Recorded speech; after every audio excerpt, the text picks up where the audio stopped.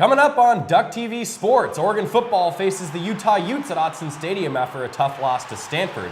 The volleyball team welcomes the Bay Area schools to Eugene. This is Duck TV Sports, and it starts right now.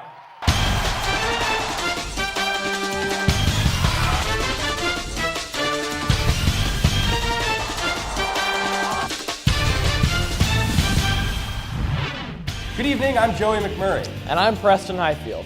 Fall's a great time of the year here in Oregon, not just because of the pumpkin spice lattes, but the sports too.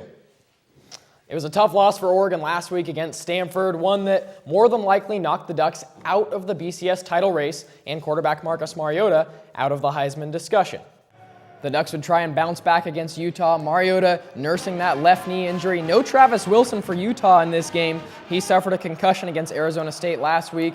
But the one-time walk-on Adam Scholes finds his tight end, Jake Murphy, up the seam. The big fella rumbling towards the end zone. Touchdown Utah. They only trailed by 3. Still down just 3 in the third quarter. DeAnthony Thomas has something to say about that. Nice cut. Takes it all the way to the house. He's had kind of a rough year with that sprained ankle injury, but when he's 100% healthy, he is an absolute game changer for this team.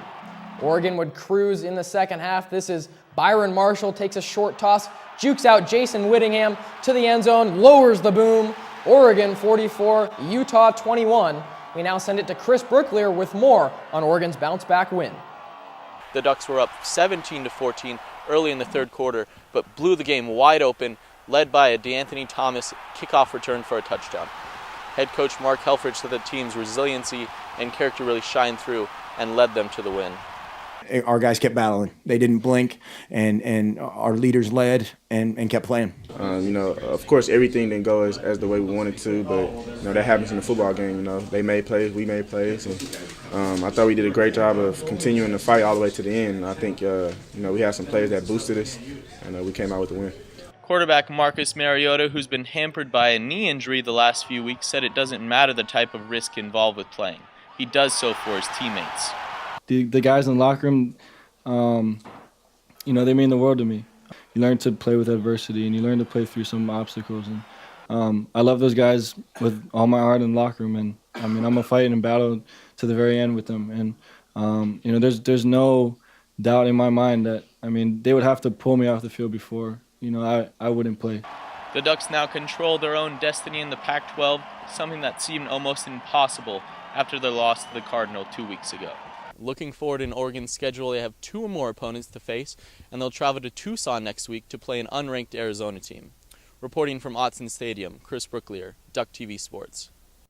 After an impressive 5-set win over UCLA, the Oregon volleyball team welcomed the Bay Area schools to Matthew Knight Arena Thursday and Friday night. Number 6 Stanford was first on the docket, and the Cardinal took it to Oregon, defeating the Ducks 3-1.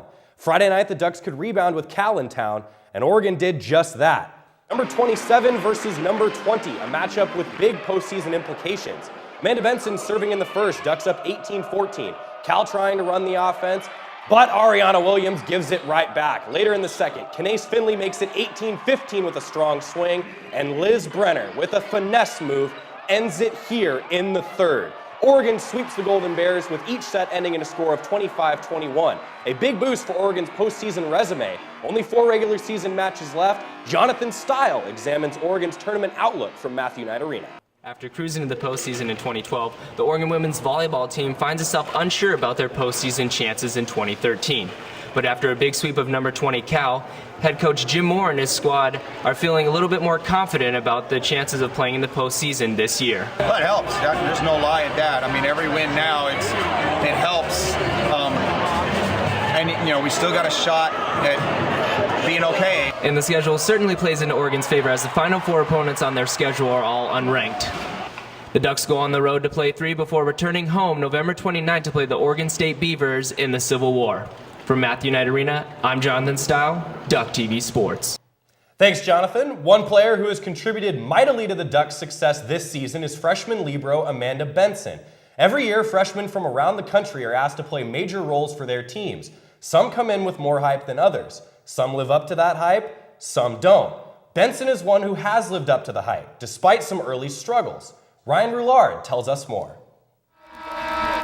Of all the ways to start a collegiate volleyball career, freshman Amanda Benson had one to forget.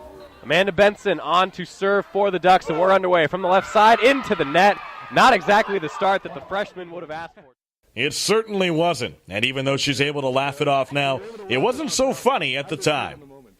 Obviously I was kind of embarrassed and frustrated about that, but before coming here I was a topspin server, and then I was transitioning to float serves and wasn't getting it, but I do a lot of extra practice of serving, and I make sure I serve a lot of balls before we have our games. And although she still leads the team in service errors, the extra practice has cut those numbers by a considerable margin. As her serving improves, so too has Benson's overall confidence, allowing her to be the leader she eventually wants to be.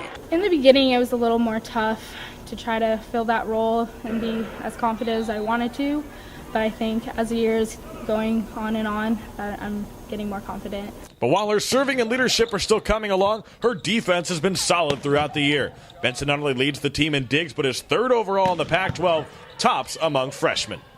At first, I was at just my own level, and I knew I had to step it up even more and even more. So over the summer when we got to playing with each other, I was like, okay, I need to step it up a lot higher. And now I just keep getting higher and higher. And at this rate, she'll only continue to rise. It'll be hard to predict just how successful Benson will be in her final 3 seasons at Oregon, but her head coach Jim Moore has a pretty impressive prediction. I think she's the best libero in the country by the time she's done. I think by a good amount. There's just a lot of things that she does incredibly well that I'm very excited to watch over the next 3 years. Ryan Roulard, Duck TV Sports. Well, last week at this time, Stanford fans were on top of the world, and Oregon fans, Joey, were heartbroken. The script has been flipped now. That's why we love college football. Absolutely. USC upsetting Stanford, and now the Ducks could be smelling roses, Preston. And they could be smelling roses. They smell pretty good, too. They do. Obviously, we don't want to jinx anything, but the Ducks now control their own destiny en route to maybe another Rose Bowl. Thanks for tuning in to this week's edition of Duck TV Sports. Remember to follow us on Twitter at Duck TV Sports. Check out our blog. For Joey McMurray, I'm Preston Highfield. Have a good night, America.